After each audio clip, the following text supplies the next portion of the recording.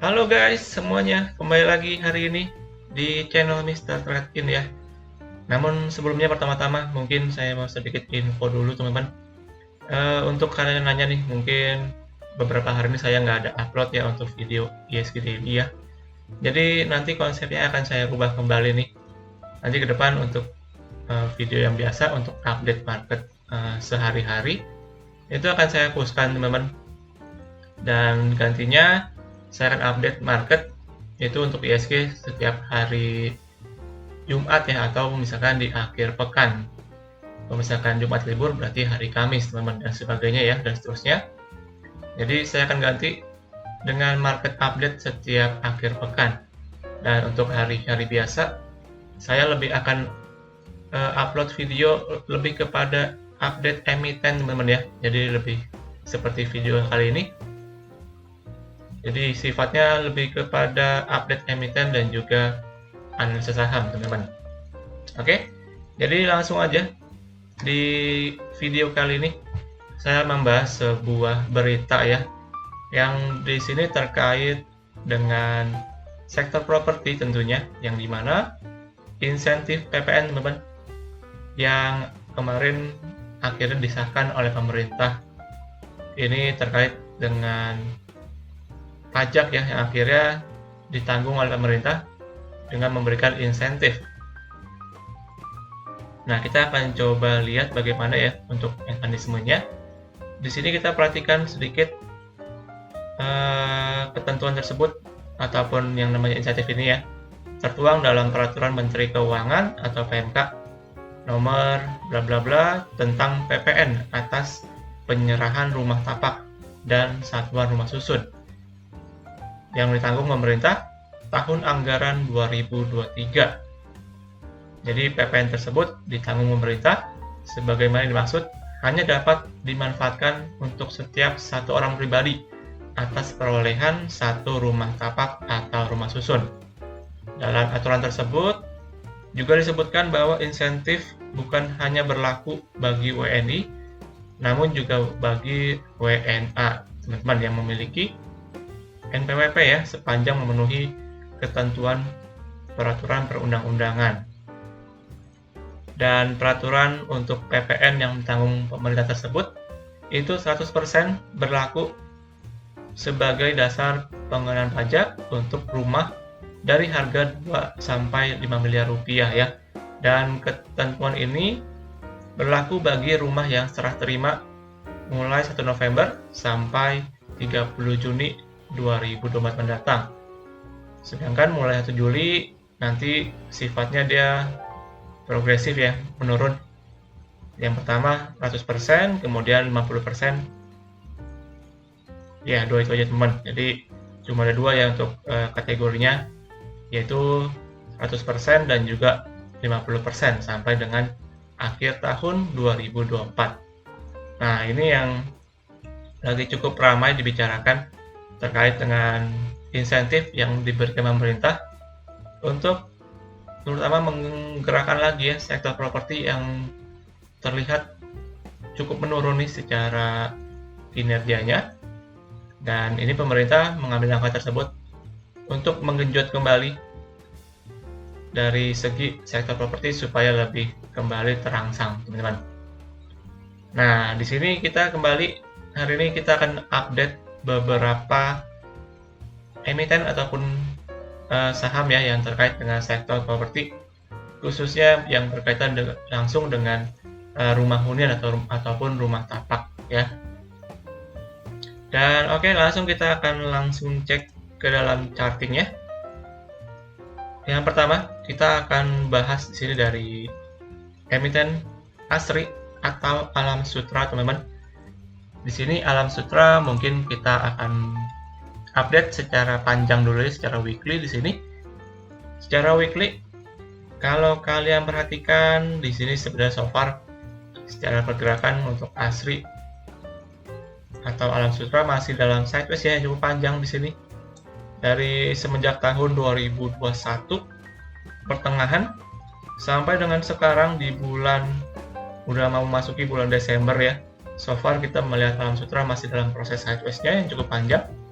Namun di sini Kalau kalian perhatikan ada support dan juga resisten yang cukup respect ya dengan ASRI.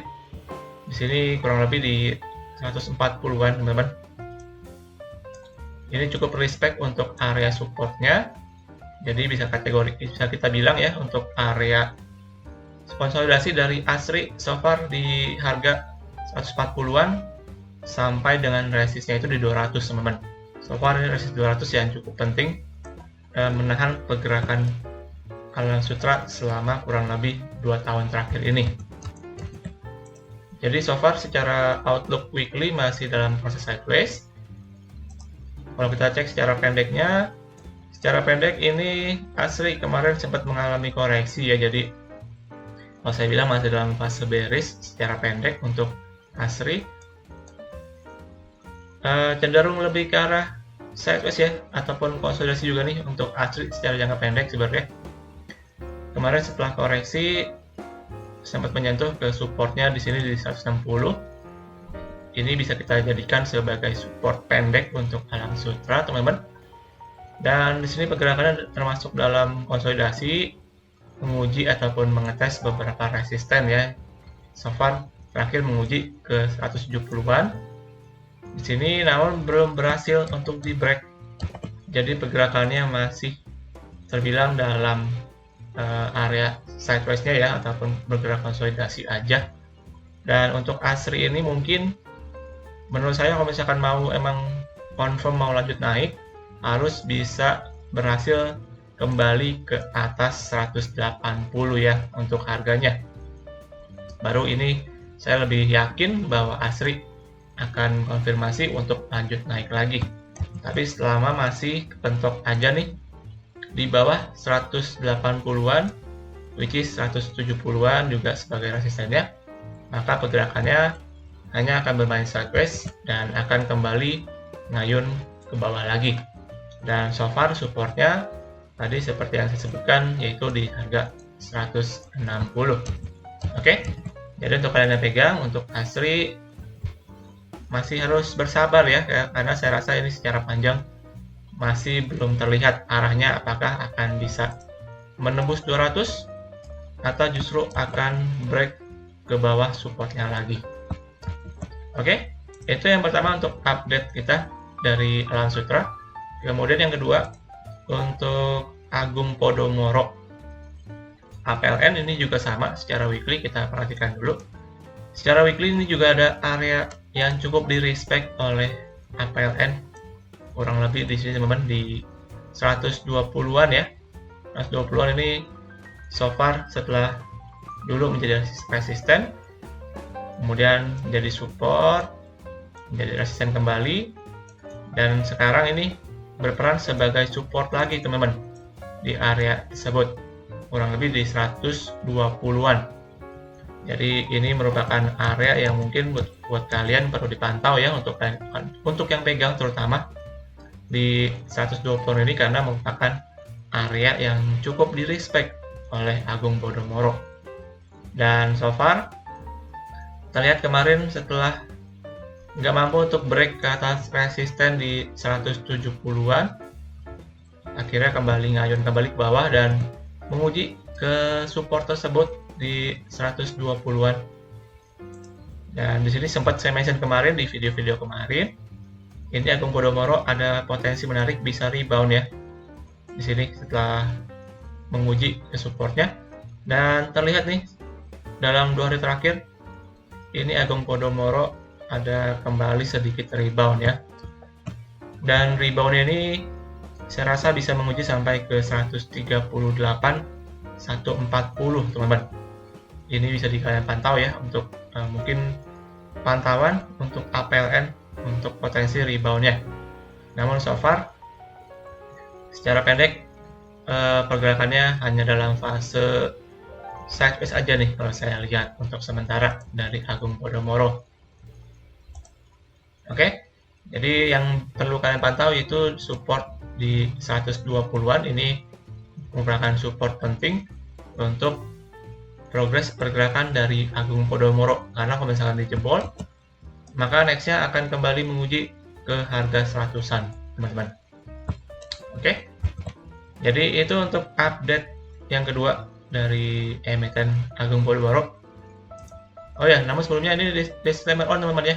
Segala analisa saya ini bersifat sharing aja, jadi tetap kalian perlu lakukan analisa pribadi ya. Dan ini saya update-nya per tanggal 28 November teman-teman, jadi mungkin nanti kalau kalian yang pantaunya video ini di hari-hari besok akan sedikit berbeda ya dari segi candle-nya teman-teman. Kemudian emiten selanjutnya yaitu ada BSD teman-teman. Di sini untuk BSD saya lihat secara panjang, secara outlook weekly juga masih dalam sideways ya sebenarnya. Dan ada area yang cukup respect ya untuk BSD, which is di harga 900 di sini. So far support di 900 yang merupakan support panjang yang cukup penting untuk BSD teman-teman. Jadi so far kalau kalian yang mau coba spekulasi, harusnya kalau misalkan mampu berhasil bertahan di atas 900 minimal, secara potensi ini BSD masih bisa kembali menguat lagi ya, atau masih dalam fase sideways-nya.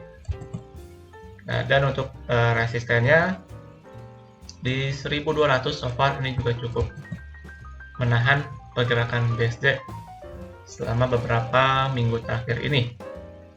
Karena terlihat terakhir setelah terject dari 1200, pergerakannya cukup terject dan mengalami koreksi kembali ya untuk BSD. Secara pendek di sini BSD menguji kembali ke support pendek di 1110 so far, kurang lebih ya di 1100-an di sini areanya cukup terject di sini kalau saya lihat.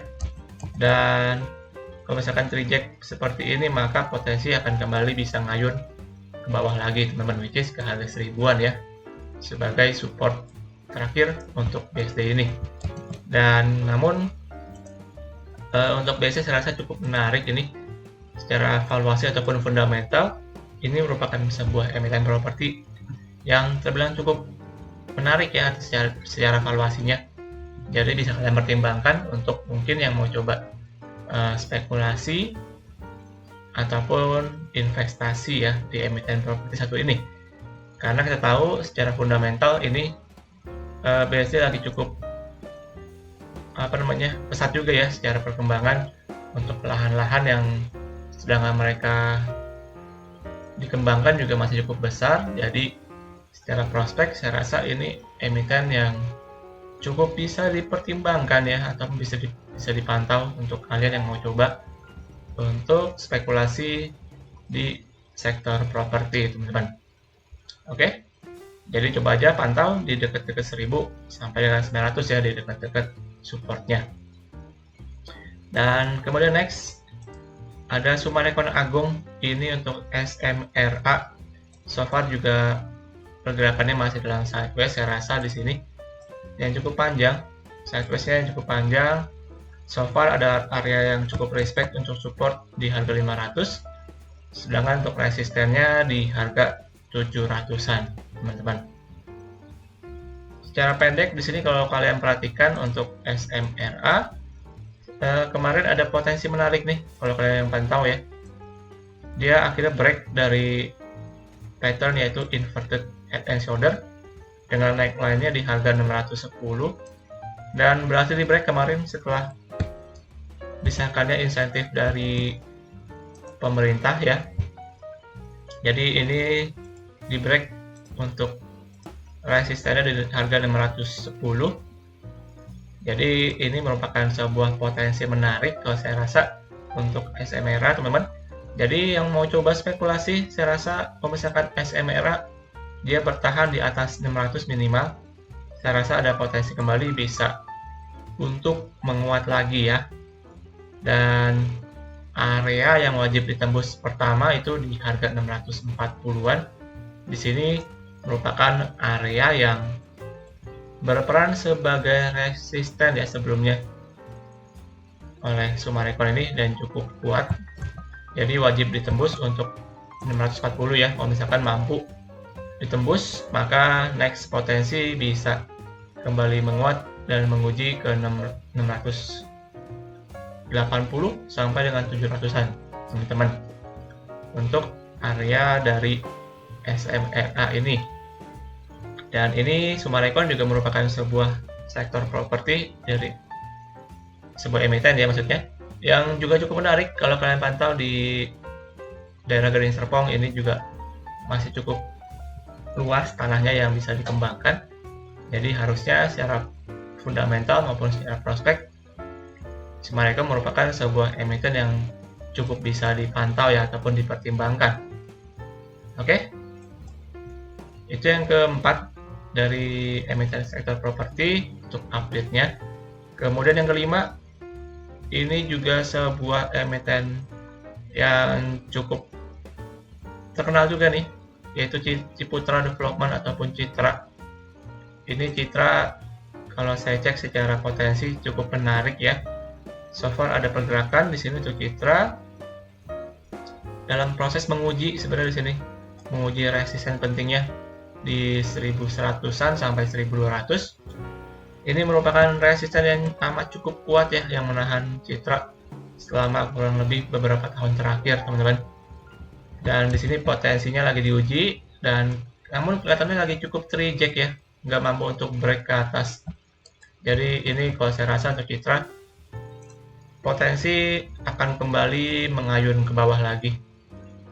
Jadi untuk kalian yang pegang untuk Citra, harap diwaspadai ya, karena secara potensi ini nggak mampu untuk break ke atas, jadi potensi bisa kembali ngayun ke bawah. Untuk area mungkin yang akan dituju, so far yang terdekat di 1060-an nih. 1060-an merupakan area supportnya sampai dengan ke harga 1000. Jadi untuk Ciputra ataupun Citra saya rasa akan berpotensi ngayun kembali ke dekat-dekat 1000 setelah cukup terreject nih dari area resistennya, teman-teman. Namun so far secara pergerakan masih belum mampu break ke atas 1200-an, maka pergerakannya masih dalam area konsolidasi, teman-teman. Oke, next yang selanjutnya yaitu ada Jaya Real Property atau JRPT. Ini merupakan sebuah pengembang, kalau saya cukup tahunya ini di wilayah Bintaro ya, yaitu perumahan Geraha Raya. Ini untuk JRPT so far cukup powerful, teman-teman. Setelah dulu sempat break dari 500 di sini, sempat break dari 500, akhirnya rally cukup kencang sampai sekarang di harga 700-an. Jadi untuk kalian yang pegang, saya rasa masih bisa di follow up ya untuk progresnya dari Jaya Real Property ini atau JRPT. So far secara tren masih cukup bullish, jadi bisa kalian pantau aja nih. Namun di sini untuk JRPT mungkin yang terdekat secara potensi menurut saya akan kembali bisa menguji ya sampai ke harga 800, teman-teman. Ini 800 merupakan area resisten untuk JRPT. Jadi untuk kalian yang pegang mungkin bisa diperhatikan ataupun dipantau di dekat-dekat 800 kalau misalkan nanti sampai ke sana ya. Kalau misalkan mampu ditembus maka bisa lanjut, tapi kalau misalkan terreject malah bisa terjadi untuk koreksi lagi ya, karena ini JRPT kenaikannya udah cukup signifikan, namun belum ada fase koreksi yang cukup panjang. Jadi saya rasa kalau misalkan nanti kepentok dari 800 sebagai resistennya, ini bisa menjadi sebuah tanda bahwa emiten ini akan mengalami fase koreksi dulu ataupun yang namanya konsolidasi, teman-teman. Oke, jadi diperhatikan untuk resisten di 800 untuk JRPT. Kemudian yang terakhir, emiten sektor properti yaitu PANI. Ini merupakan pick 2 ya kalau kalian yang belum tahu. Ini tadinya bukan pick 2 teman-teman, tapi di backdoor listing ya oleh grup Salim dan juga Agung Sedayu. Jadi menjadi pick 2 PANI ini. Dan ini progresnya kalau kalian yang lihat cukup powerful. Setelah break dari 1900 langsung melesat sampai sekarang di harga 4.300-an, teman-teman. Bahkan tertingginya sempat menyentuh di 5.000 ya. Di sini untuk PANI ataupun PIK 2 ini memasuki fase konsolidasi sementara waktu. So far kalau saya lihat di sini secara indikator MACD ataupun MACD teman-teman, ini mulai terjadi yang namanya bear cross ya, bersilangan ke bawah. Ini merupakan sebuah sinyal ataupun indikator yang bisa dibilang bahwa PANI ini ataupun PIK 2 memasuki fase bearish nih ataupun yang namanya koreksi. Jadi untuk kalian yang pegang, saya rasa perlu diperhatikan untuk PIK 2 ini ataupun PANI ya emitennya. So far kalau saya pantau juga di sini cukup reject ya, di 4.800-an sampai dengan 4.900-an cukup reject untuk PANI, nggak mampu untuk break kembali ke atas level tersebut. Jadi di sini sebagai bentuk awal dalam fase koreksi ya, menurut saya nih untuk PANI. Jadi tetap harus diwaspadai untuk kalian yang pegang, terutama kalau misalkan PANI ini ataupun PIK 2 dia break ke bawah 4.000 teman-teman, ini perlu dipantau ya. Kalau misalkan dia break ke bawah 4.000, ini merupakan sebuah pertanda nih bahwa emiten ini akan mengalami koreksi dulu ya. Jadi untuk kalian yang pegang terutama harap dipantau, saya rasa di emiten di support di 4.000 nih yang merupakan support krusial menurut saya. Oke. Tapi kalau misalkan memang ini emitennya mau confirm lanjut naik lagi, minimal harus bisa break ke atas 5.000 teman-teman. Atas 5.000 baru saya bisa yakin dan bisa bilang bahwa PANI ini akan lanjut untuk naik lagi. Namun kalau misalkan belum berhasil ke atas 5.000, maka potensinya malah bisa terjadi koreksi. Jadi untuk kalian yang pegang terutama untuk PIK 2 tetap diwaspadai ya, karena ini saya lihat potensinya bisa mengarah kepada fase koreksi dulu nih. Oke ya, jadi itu aja untuk update emiten dari sektor properti. Tadi kita udah bahas cukup banyak ya, ada 7 emiten yang kita pantau dan juga kita update hari ini sehubungan dengan insentif PPN yang akhirnya disahkan oleh pemerintah. Untuk lebih jelasnya secara mekanisme bisa kalian cari ya secara lebih jelas di Google mungkin untuk bagaimana mekanismenya. Namun ini secara pemerintah mungkin lebih kepada untuk menggenjot untuk bagaimana sektor properti supaya lebih menguat lagi ataupun lebih bisa berkembang teman-teman. Jadi itu aja untuk update kita hari ini ya, secara emiten dan juga secara berita yang kita bahas hari ini. Jadi ke depan saya akan lebih buat untuk video seperti ini teman-teman. Untuk update market saya akan lebih update-nya secara akhir pekan aja ya. Jadi satu hari saya akan video khusus lebih kepada untuk update market, dan sisanya akan lebih kepada video emiten seperti ini. Oke, jadi stay tune terus di channel ini, dan terima kasih untuk kesempatannya teman di video kali ini. Jangan lupa juga untuk subscribe, like, dan komen, dan juga share kepada teman-teman kalian. Dan kita akan jumpa lagi di update market ataupun di video selanjutnya. Salam trading.